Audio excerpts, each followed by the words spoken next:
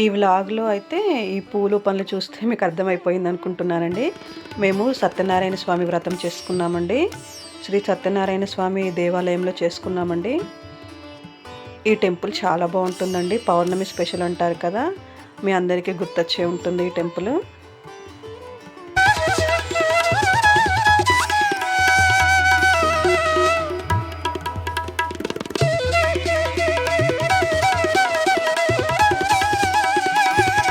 Hi friends, నమస్తే అండి. అందరూ బాగుండాలి, అందులో నేను ఉండాలని కోరుకుంటూ వెల్కమ్ టు శ్రావణి వ్లాగ్స్. ఇది మొన్న కార్తీక మాసంలోని ఏకాదశి పండుగ రోజు అండి. ఏకాదశి పండుగ రోజు మేమైతే సత్యనారాయణ స్వామి వ్రతం చేసుకున్నామండి. ఈ టెంపుల్ శ్రీ సత్యనారాయణ స్వామి వారి దేవస్థానం అండి. ఇది వైజాగ్లోని కేజీహెచ్ హాస్పిటల్ ఉంది కదండి, ఆ లోపల నుండి వెళ్తే టెంపుల్ ఉంటుందండి. అలాగే ఇంకొక రూట్ కూడా ఉందంటండి.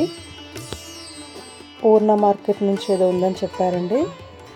మేము ఎవ్రీ ఇయర్ కార్తీక మాసంలో సత్యనారాయణ స్వామి వ్రతం చేసుకుంటామండి. కోర్స్ అప్పుడప్పుడు కొన్ని ఇంకా మిస్ అయిపోయాయండి మధ్యలో, మా హస్బెండ్ వేరే స్టేట్లో ఉండడం వల్ల.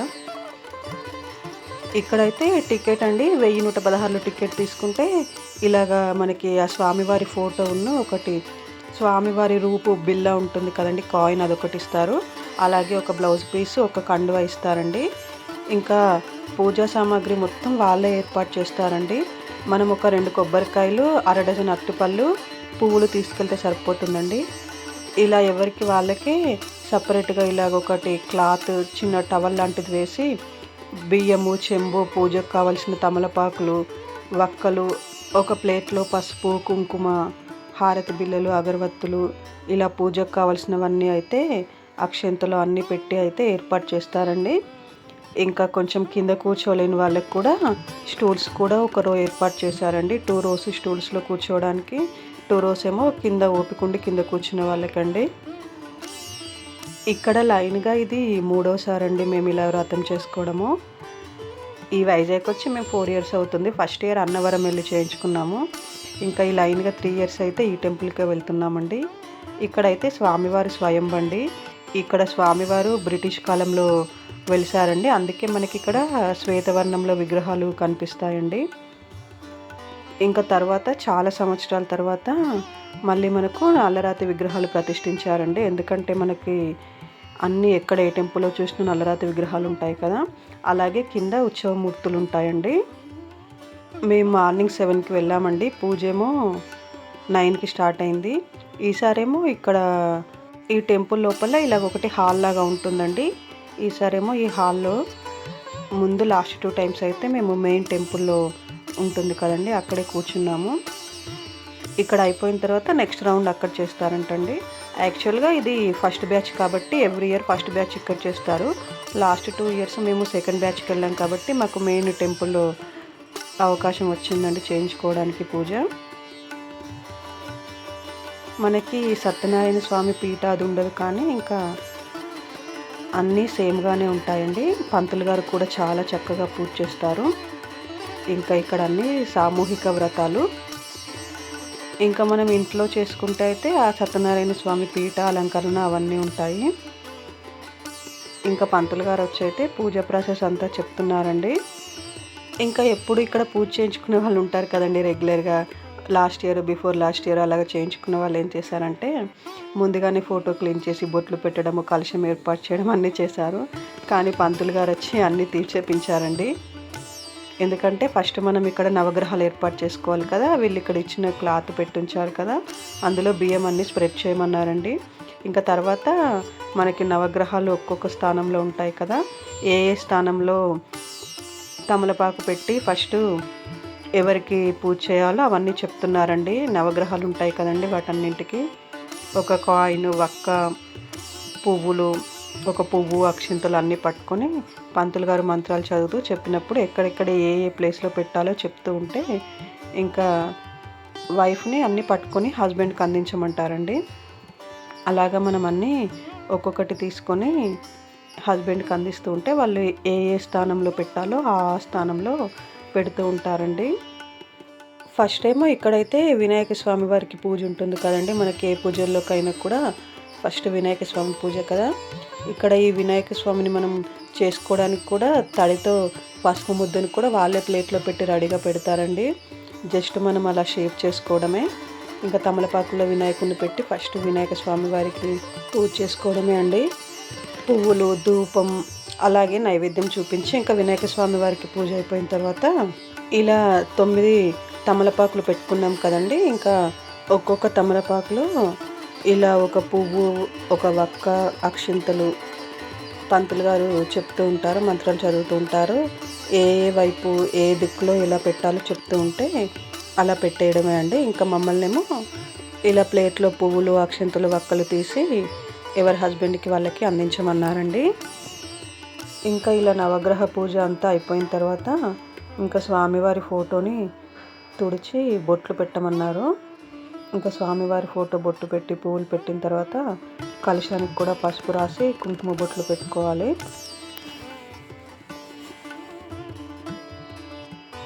మేము ఇది 3వసారి కదండి చేయించుకోవడము పూజ. ఈ 3 సార్లు కూడా మాకు స్వామివారి ఫోటో అలాగే కాయిను ఇవి వస్తూ ఉంటాయి. ఇంకా మా హస్బెండ్ అయితే పంతులు గారిని అడిగారు. ఆల్రెడీ లాస్ట్ ఇయరే అడిగారండి. స్వామి ఇది మేము 2వసారి చేయించుకోవడం అని అడిగారు లాస్ట్ ఇయర్. ఇప్పుడు ఇది 2వ ఫోటో. ఆల్రెడీ ఒక ఫోటో ఇంట్లో ఉంది, పూజ చేస్తున్నాము. మళ్ళీ ఇది 2వ కాయిన్ వచ్చింది, ఏం చేయమంటారని. అప్పుడు పంతులు గారు మీ ఫ్రెండ్స్కి కానీ రిలేషన్స్ కానీ ఇవ్వండి, డైలీ దీపం వెలిగించుకునే వాళ్ళకి ఇవ్వండి అన్నారు. కానీ ఇంకా అదైతే మా ఇంట్లో అలాగే ఉందండి. ఇదేమో ఇంకా 3వ ఫోటో, 3వ రూపు. కాయిన్స్ అయితే చిన్నది ఒక బౌల్ ఉందండి. ఆ బౌల్లో అన్ని కాయిన్స్ పెట్టేస్తున్నాము. కానీ ఈ ఫోటో ఎవరికైనా ఇవ్వాలంటే వాళ్ళు ఏమైనా అనుమాన పడతారేమో అని ఇంకా కొందరికి అనుమానాలు ఉంటాయి కదా, అందుకే ఇంకెవరిని అడగట్లేదు, ఎవరికి ఇవ్వట్లేదు. మా ఇంట్లోనే ఇంకా అలాగే పక్కన పెట్టి అయితే ఉంచాము. ఒక ఫోటో ఉంది కదా, ఇంకా సేమ్ ఫొటోస్ కదా అన్నీ అని ఫస్ట్ పూజ చేయించుకున్న ఫోటోనే దేవుడి సెల్ఫ్లో పెట్టేసి పూజ చేస్తున్నామండి. ఇంకా కలశము బొట్లు పెట్టి కలశం పెట్టిన తర్వాత పంతులు గారు అయితే ఇలా కొబ్బరికాయ పెట్టమన్నారు. దానిపైన ఇంకా బ్లౌజ్ పీస్ పెట్టాలి. బ్లౌజ్ పీస్ని ఇలా కోన్ షేప్లో చేయాలి. ఇంకా అక్కడ ఉన్న వాళ్ళు కూడా రాని వాళ్ళకి చేసిస్తున్నారు. లేకపోతే ఇంకా మామూలుగా అయినా పెట్టేసుకోమన్నారు పంతులు గారు టెంకాయ పైన. వినాయక స్వామి వారికి పూజ అయిపోయిన తర్వాత మనం పెట్టిన పువ్వులు, అక్షింతలు ఉంటాయి కదండి, అవైతే అక్షింతలు తీసి వైఫ్ పైన, పిల్లలు ఉంటే పిల్లల పైన కూడా వేయమన్నారు.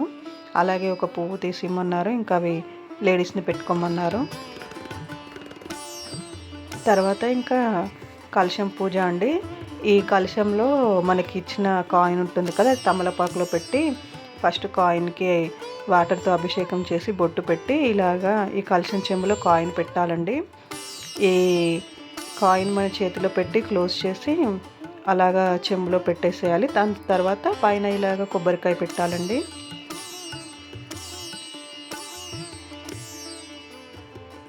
ఇంకా పూజకు ముందే మనకి అన్ని రెడీ చేసి పెడతారు కదండి. అలాగే సత్యనారాయణ స్వామిలో ఒకటి నెయ్యి దీపం వెలిగించుకుంటాం కదా, ఇక్కడ నెయ్యి దీపం కూడా ఇస్తారండి. ఇంకా దీపాలు గాలికి రెపరెపలాడకుండా కూడా ఒకటి పైన స్టాండ్ లాంటిది ఇస్తారు. ఎందుకంటే ఇది కొంచెం కొండపైన టెంపుల్ ఉంటుంది కదా, ఫుల్ గాలి వస్తుందండి. ఆ గాలికి ఆ దీపాలు కొండెక్కకుండా, దీపాలు నిండుకోకుండా ఉండడానికని ఒకటి చిన్నది కూడా ఏర్పాటు చేశారండి. నెయ్యి దీపం అంటే ఇంకా మనకు నెయ్యి ఎప్పుడైనా నిండుకోకముందే మధ్యలో అప్పుడప్పుడు వచ్చి చూసి మనకు అక్షింతలు, కుంకుమ అవి కావాలంటే, అలాగే మనకి దీపాల్లోకి నెయ్యిని కూడా చూసి వేస్తూ ఉంటారండి. మధ్య మధ్యలో వచ్చి మనకి ఏమైనా కావాలంటే కనుక్కొని ఉంటారు. ఇంకా ఎక్స్ట్రా తమలపాకులు అలాంటివి ఏమైనా కావాలన్నా కూడా ఆల్మోస్ట్ వాళ్ళు అన్నీ సరిపడానే పెడతారండి. వాళ్ళకి ఇంకా ఎప్పుడూ పెడుతూ ఉంటారు, ఐడియా ఉంటుంది కదా ఎన్ని తమలపాకులు కావాలి, అక్షంతలు, కుంకుమ, పసుపు, వక్కలు అన్నీ పెట్టుతారండి, కరెక్ట్గానే పెడతారు. ఇంకా కలశం పూజ అయిపోయిన తర్వాత స్వామివారికి హారతి అండి. హారతి బిళ్ళలు కూడా వాళ్ళే పెడతారు. ఇంకా అదే ప్లేట్లో పంతులు గారు అయితే హారతి ఇమ్మంటారు.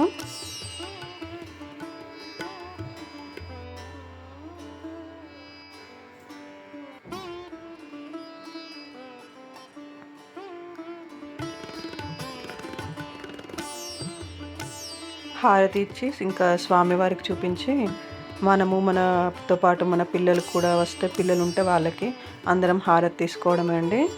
ఇంకా తర్వాత పంతులు గారు అయితే మనకి సత్యనారాయణ స్వామి పూజలో 5 కథలు ఉంటాయి కదా, అవి 5 కథలు చదువుతూ ఉంటారు. ఈ కలశం పైన అక్షంతలు కూడా తీసి మళ్ళీ వైఫ్కి, పిల్లలకి, హస్బెండ్ అందరినీ వేసుకోమంటారండి.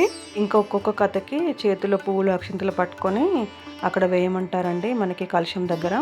ఇంకా పూజ అంతా కంప్లీట్ అయిపోయిన తర్వాత ఫోటో తీసుకోమంటారు. మనకి చెంబు లోపల పెట్టిన మన స్వామివారి రూపు ఉంటుంది కదా, రూపు, బ్లౌజ్ పీసు తీసుకోమంటారండి. అలాగే మనము మగవాళ్ళకి ఇది కండువా ఇచ్చారు కదా, కండువా చెంబు చుట్టూ వేయమన్నారండి. ఫస్టే కలశం చెంబు అక్కడ వేసిన తర్వాత ఈ కండువా తీసి వైఫ్ని హస్బెండ్కు వేయమన్నారండి. ఇలా మెడ చుట్టుగా వేస్తాం కదా, అలా వేయమన్నారు. తర్వాత ఈ బ్లౌజ్ పీసు ఇవన్నేమో హస్బెండ్ మనకి ఇస్తారండి. యాక్చువల్గా అయితే ఇవి ఎవ్రీ ఇయర్ అయితే పంతులు గారే ఇచ్చేవాళ్ళండి. వచ్చి మన దగ్గరకు వచ్చి కండువా తీసి మగవాళ్ళకి కప్పి బ్లౌజ్ పీసు ఇవి తాంబూలము మనకి ఓట్లో పెట్టేవాళ్ళు. ఇంకా ఈసారి వైఫ్ అండ్ హస్బెండ్కి ఎవరికి వాళ్ళకే తీసుకోమన్నారండి. లాస్ట్ 2 ఇయర్స్ అయితే పంతులు గారే ఇచ్చారండి. ఇంకా పంతులు గారు ఒక్కొక్క దగ్గరికి వచ్చి అక్షంతలు వేసి మనకి ఇంకా పంతులు గారికి తాంబూలము, దక్షిణ సమర్పించుకోవాలి.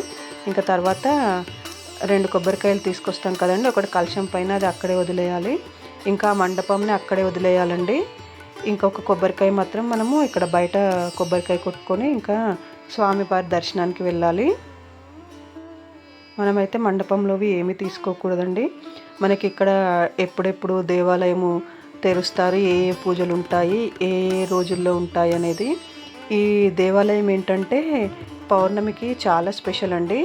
ఇక్కడ ఏ ఏ నెలలో ఎప్పుడెప్పుడు పౌర్ణమి వస్తుంది అనేది బోర్డు కూడా పెడతారండి ప్రతి ఇయర్ కూడా. ఇక్కడ 5 పౌర్ణములు ప్రదక్షిణ చేసి కోరిక కోరుకుంటూ నెరవేరుతుందంటండి, చాలామంది చెప్తారు. చాలా ఫేమస్ అండి ఇక్కడైతే.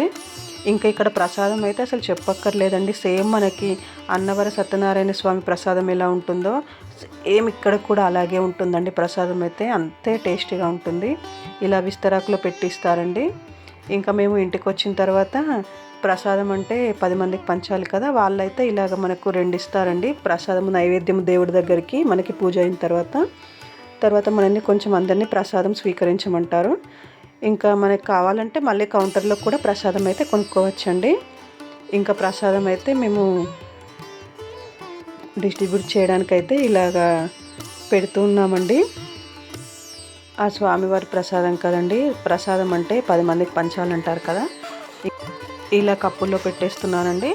ఇంకా మా ఇద్దరు అమ్మాయిలను అయితే వెళ్ళి ఇచ్చిరమ్మన్నాను, వాళ్ళు కూడా ఇవ్వడానికి వెళ్తున్నారండి.